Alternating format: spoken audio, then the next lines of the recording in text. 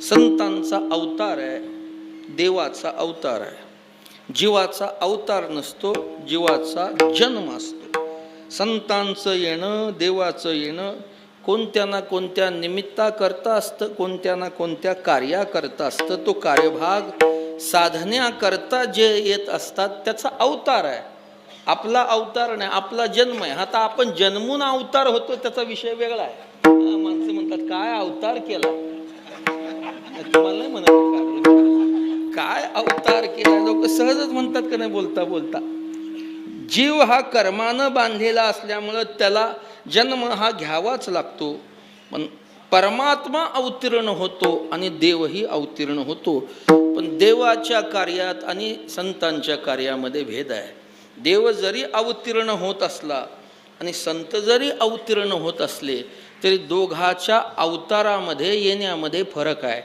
देव हा नैमित्तिक अवतारी आहे आणि संत हे नित्य अवतारी आहेत. ज्याला निमित्ताशिवाय कारणाशिवाय अवतार घेता येत नाही तो परमात्मा. आणि संतांना मात्र कोणतंही कारण लागत नाही, ते स्वइच्छेनं येतात. संतांचा अवतार. देवाला निमित्ताशिवाय अवतार घेता येतो का?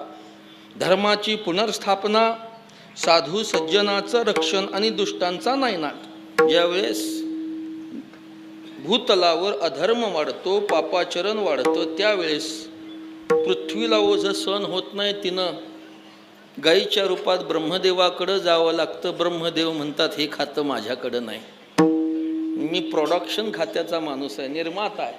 संहाराचं खातं भगवान विष्णूकडे आहे. म्हणून विष्णू, ब्रह्म, शिव हे सगळे बरोबर इंद्र देवाकडे जातात. देवाला प्रार्थना करावी लागते.